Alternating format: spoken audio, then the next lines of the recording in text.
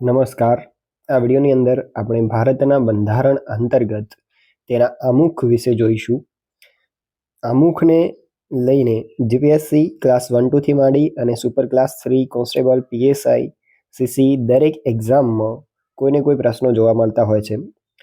તો સરળતાથી અને ડીપમાં સમજવાનો પ્રયત્ન કરશું કે આમુખ શું છે અને તેમાંથી કેવા પ્રકારના પ્રશ્નો પૂછાઈ શકે છે. તો આમુખ શું છે? તમે અત્યાર સુધીમાં ઘણા બધા પુસ્તકો જોયા હશે અને તે દરેક પુસ્તક જ્યારે તમે ઓપન કરો છો તો એવું નથી થતું કે શરૂઆતથી જ એ પુસ્તકનું જે વિષય વસ્તુ છે તેને લઈને સીધું જ તેમાં લખાણ આપેલું હોય છે.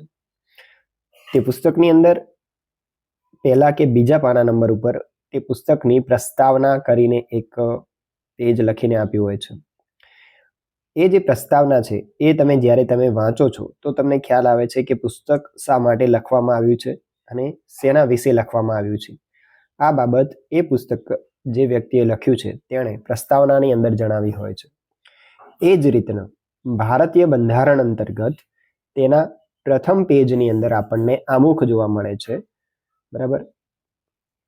અને આ જ આમુખથી આપણને બંધારણમાંથી કઈ કઈ વસ્તુઓ જાણવા મળે છે. ભારત જે દેશ છે, ભારત અહીંયા તેના માટે રાજ્ય શબ્દ વપરાયેલો છે.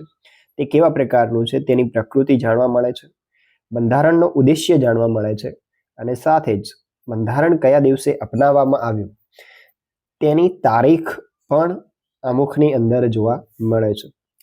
તો માત્ર એક જ પેજનું આમુખ બનેલું છે, બરોબર. 88 જેટલા શબ્દો છે અને આખું આમુખ એક જ વાક્યનું બનેલું છે. તેમ છતાં જ્યારે આપણે તેને ઇન્ડિયન પોલિટી કે ભારતીય બંધારણ અંતર્ગત ભણીએ છીએ તો તેના પર એકાદ કલાકથી માંડીને 3 કલાક 4 કલાકના લેક્ચર્સ પણ અવેલેબલ છે, બરાબર. એટલું ગહેરાઈથી આમુખને સમજવાની જરૂર છે. તો આમુખ શું છે? જે રીતના દરેક પુસ્તકની અંદર પ્રસ્તાવના જોવા મળે છે એ જ રીતના બંધારણની પ્રસ્તાવનાને શું કહીએ છીએ? આમુખ કહીએ છીએ. આમુખની મદદથી ભારતીય રાજ્યની પ્રકૃતિ, ભારત કેવા પ્રકારનો દેશ છે, બંધારણનો ઉદ્દેશ્ય શું છે અને બંધારણ અપનાવવાની તારીખ, આ 3 બાબતો આપણે જાણી શકીએ. તો અહીંયા એ જ વસ્તુ લખાણ સ્વરૂપે આપી છે. આમુખમાં પહેલી 2 થી 3 લાઈન રાજ્યની પ્રકૃતિ દર્શાવે છે. એક મિનિટ.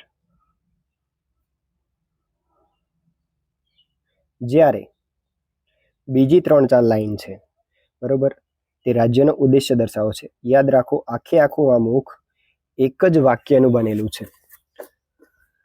બરોબર. તો બીજી જે 3-4 લાઈન છે જેની અંદર સાર્વભૌમિકતા, પ્રજાસત્તાક, લોકતાંત્રિક આ પ્રકારના શબ્દો વપરાયા છે તે શું દર્શાવે છે? ઉદ્દેશ્ય. અને જે છેલ્લી 2 લાઈન છે આમુખની અંદર તે બંધારણ સ્વીકાર કર્યાની તારીખ દર્શાવે છે, 26 નવેમ્બર 1949.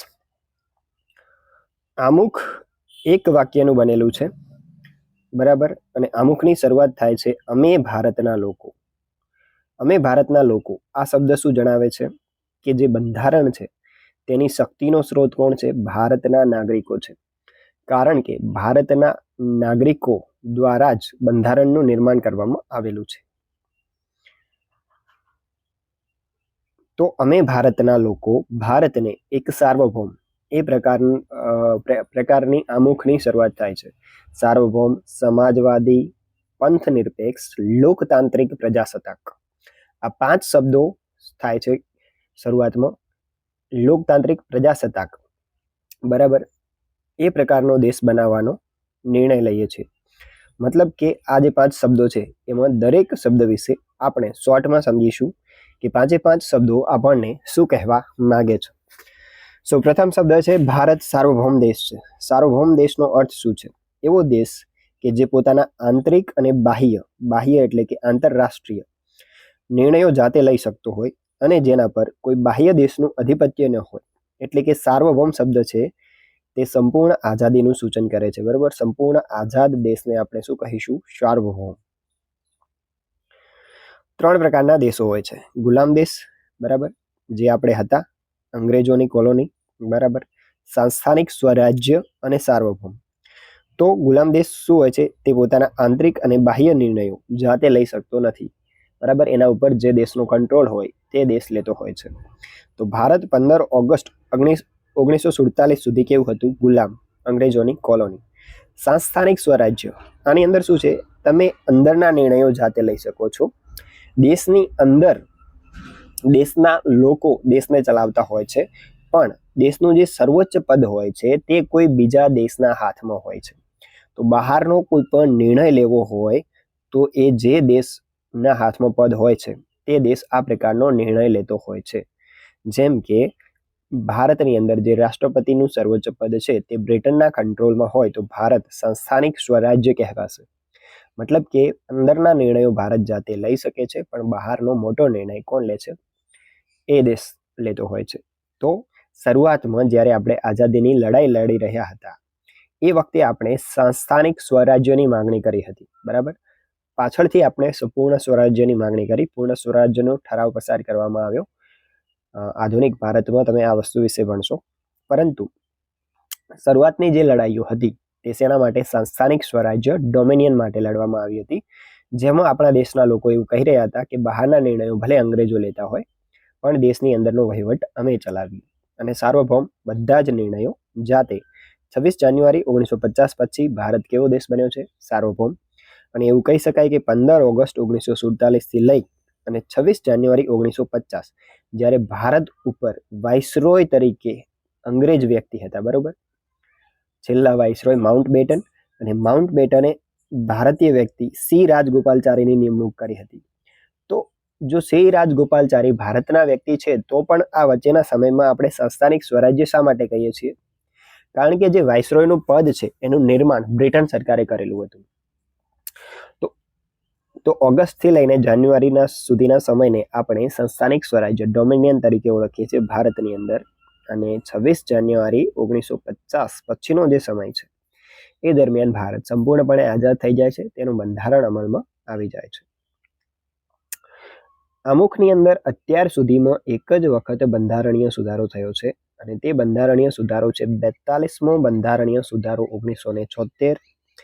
અને આ સુધારામાં શું થયું? 3 નવા શબ્દો આમુખની અંદર એડ થયા: સમાજવાદી, પંથ નિરપેક્ષ અને અખંડિતતા. બરાબર, તો આ પહેલા આખા આમુખની અંદર ટોટલ 85 શબ્દો હતા, હવે 3 એડ થયા, એટલે હવે કુલ કેટલા છે? 88 શબ્દો જોવા મળે છે. અને આ સુધારો ઇન્દિરા ગાંધીની સરકાર વખતે થયો હતો. આ જે સમય હતો એ સમય છે ઇમરજન્સી જ્યારે ભારતમાં લાગુ હતી. અને આ જે સુધારો છે 42મો સુધારો 1976, તેને આપણે મિની બંધારણ તરીકે પણ ઓળખીએ છીએ. એક બીજો સુધારો, મૂળ જે બંધારણ છે તેની અંદર મતદાન કરવાની ઉંમર 18 હતી, પરંતુ 61મો બંધારણીય સુધારો 1988 મતદાનની ઉંમર 18 થી 21 કરવામાં આવી હતી. તો આ વસ્તુ તમારે ધ્યાનમાં રાખવાની છે. તો આમુખની અંદર આપણે શું જોયું? અમે ભારતના લોકોથી શરૂ થાય છે. અમે ભારતના લોકો મતલબ શક્તિનો સ્ત્રોત ભારતના લોકો છે. ત્યારબાદ શબ્દ છે સાર્વભૌમ, જેના વિશે આપણે જોઈ ગયા, બરોબર. દેશ પોતાના નિર્ણયો જાતે લે છે. અને બીજો શબ્દ છે સમાજવાદ. તો હવે જોઈશું સમાજવાદ શબ્દનો અર્થ શું છે. સમાજવાદ એક આર્થિક વિચારધારા એટલે કે આઈડિયોલોજી છે, બરાબર.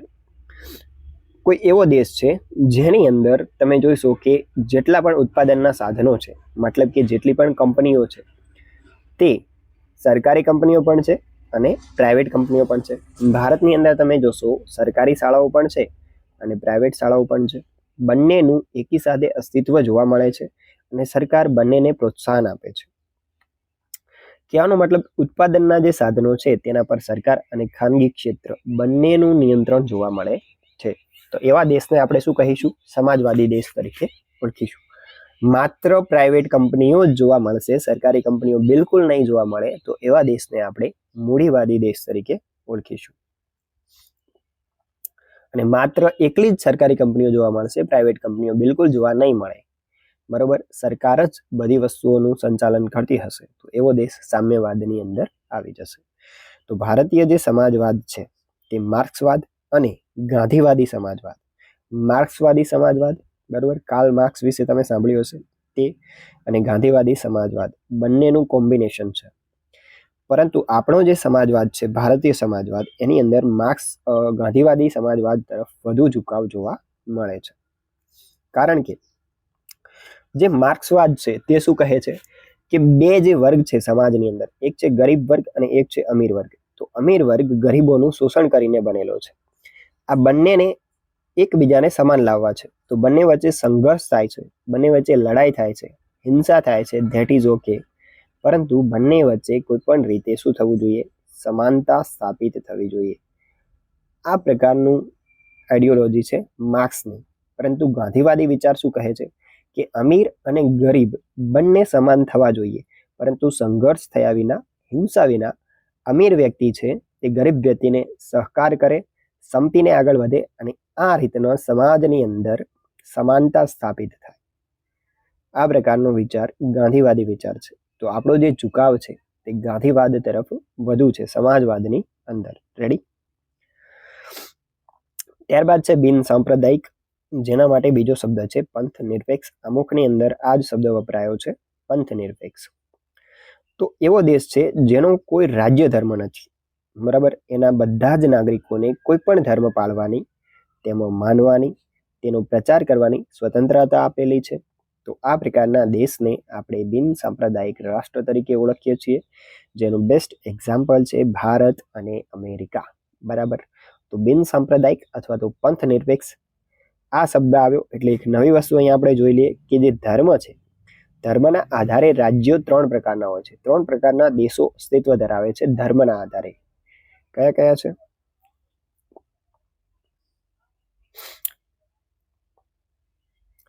સૌથી પહેલું છે સૈદ્ધાંતિક રાજ્ય. આની અંદર શું છે?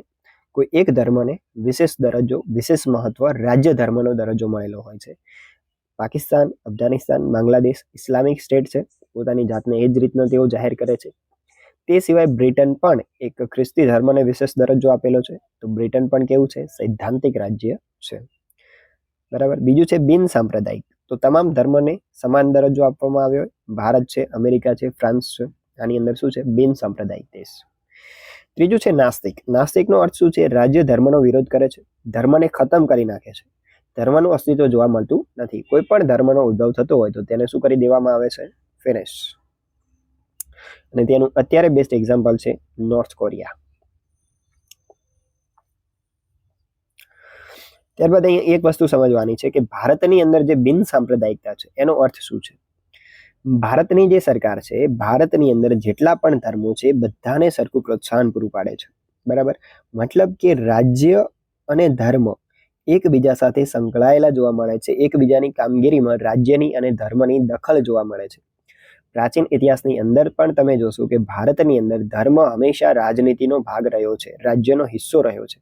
મતલબ કે રાજ્ય અને ધર્મ એકબીજાની અંદર ઇન્ટરફિયર કરતા જોવા મળે છે.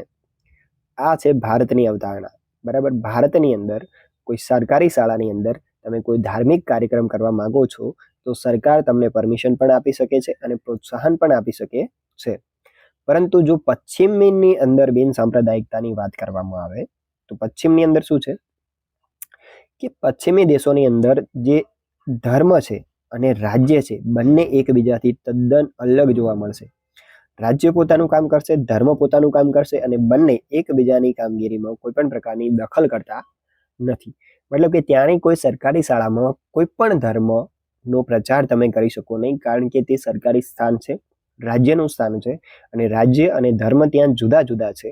ભલે રાજ્ય તમામ ધર્મને એક સરખા રાખે છે, પરંતુ ભારતમાં જે રીતના તમામ ધર્મને પ્રોત્સાહન આપવાની વાત છે તે વસ્તુ ત્યાં જોવા મળતી નથી. તો ત્યાંની જે બિન સાંપ્રદાયિકતાની ધારણા છે તે ભારતીય બિન સાંપ્રદાયિકતાની ધારણા કરતો આ પ્રકારે અલગ પડે છે. તો આ રીતનો આમુખની અંદર હવે આપણે શું જોયું? અમે ભારતના લોકો, ભારતને સાર્વભૌમ, સમાજવાદી, બિન સાંપ્રદાયિક, બરોબર? આ 3 શબ્દોનો મિનિંગ જોઈ ગયા. હવે છે લોકતાંત્રિક પ્રજાસત્તાક, છેલ્લા 2 શબ્દો એની અંદર જોઈશું. લોકતાંત્રિકનો અર્થ છે લોકશાહી. તો લોકશાહી શું છે? સિમ્પલ છે, તમે વાંચ્યું હશે ઘણી જગ્યાએ. લોકો માટે, લોકો દ્વારા ચાલતી સરકાર, આને શું કહે છે? લોકશાહી. અને ભારત વિશ્વની અંદર સૌથી મોટી લોકશાહી છે, બરોબર? અને આ જે વ્યાખ્યા છે ઉપરવાળી, લોકોની, લોકો માટે, લોકો દ્વારા, આ વ્યાખ્યાને સૌથી વધુ પ્રસિદ્ધિ અપાવી છે અમેરિકી પ્રમુખ અબ્રાહમ લિંકન.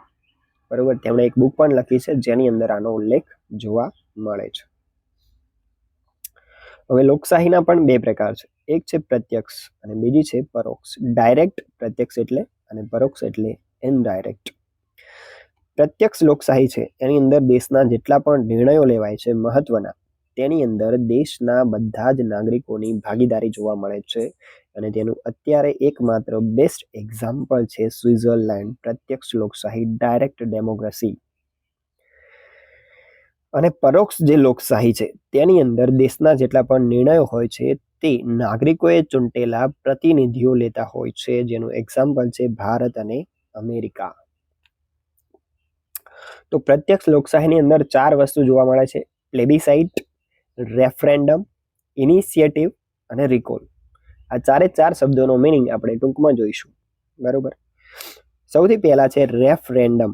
રેફરેન્ડમ એટલે દેશ માટે કોઈ પણ નિર્ણય લેવાનો હોય તો જનમત સંગ્રહ કરવામાં આવે, લોકોનો મત લેવામાં આવે, લોકોનો વોટ કરી અને ડિસિઝન લેવામાં આવે તો એને શું કહે છે? રેફરેન્ડમ. ઓકે, જેનો અર્થ થાય છે જનમત સંગ્રહ. હવે એ જ બાબત છે કે કોઈ વિસ્તાર અને જમીની વિવાદને લઈને કોઈ નિર્ણય લેવાનો હોય, એ દેશનો કોઈ વિસ્તાર છે તે વિવાદમાં છે, જેમ કે ભારતની અંદર પીઓકે અથવા તો જેને આપણે કાશ્મીર કહીએ છીએ એ વસ્તુ વિવાદની અંદર છે, તો આ પ્રકારનો કોઈ જમીની વિવાદ કે જમીની મુદ્દો હોય એને લઈને નિર્ણય લેવામાં આવતો હોય તો એને પ્લેબિસાઇટ કહે છે. એની અંદર પણ લોકો વોટ કરે છે, જેને જનમત સંગ્રહ તરીકે ઓળખવામાં આવે છે. થર્ડ છે ઇનિશિયેટિવ એટલે પહેલ. માની લો કે દેશના કોઈ સામાન્ય વ્યક્તિ કે કોઈ પત્રકારને લાગે છે કે કોઈક બાબત ઉપર એટલી એ બાબત મહત્વપૂર્ણ છે કે એ બાબત ઉપર ખરડો એટલે કે કાયદો બનવો જોઈએ, તો એ દેશનો સામાન્ય વ્યક્તિ પણ પાર્લામેન્ટમાં જઈને રજૂઆત કરી શકે છે. જેની અંદર પ્રત્યક્ષ લોકશાહીની અંદર એને ઇનિશિયેટિવ એટલે કે પહેલ તરીકે ઓળખવામાં આવે છે. ત્યારબાદ છે રિકોલ એટલે કે પ્રતિનિધિ. આપણે ત્યાં તમે જોશો કે વ્યક્તિ એક વખત ચૂંટાઈ જાય પછી તે સામાન્ય રીતે 5 વર્ષ કે 6 વર્ષ જે પણ એનો સમય હોય છે ત્યાં સુધી રહે છે. પરંતુ પ્રત્યક્ષ લોકશાહીની અંદર જો કોઈ વ્યક્તિ ચૂંટાઈ જાય છે અને એણે જે વચનો આપ્યા છે ચૂંટણી જીતવા માટે, તેણે જે કામગીરી કરવાના વચનો આપ્યા છે એ પ્રકારની કામગીરી જો તે નથી કરતો તો રિકોલ એટલે પ્રતિનિધિને પાછો બોલાવવા માટે મતદાન કરવામાં આવે છે અને એનો સમયગાળો પૂરો થતા પહેલાં જ તેને પાછો બોલાવી શકાય છે. તો આ 4 બાબતો છે: રિકોલ, રેફરેન્ડમ, પ્લેબિસાઇટ એન્ડ ઇનિશિયેટિવ, જે પ્રત્યક્ષ લોકશાહીની અંદર જોવા મળે છે.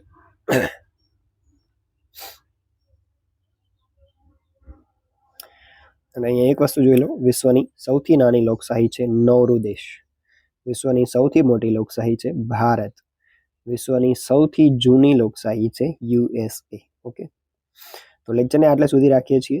આગળનો જે એક શબ્દ છે અને બાકીનું જે અમુક છે તે નેક્સ્ટ લેક્ચરની અંદર જોઈશું. Thank you.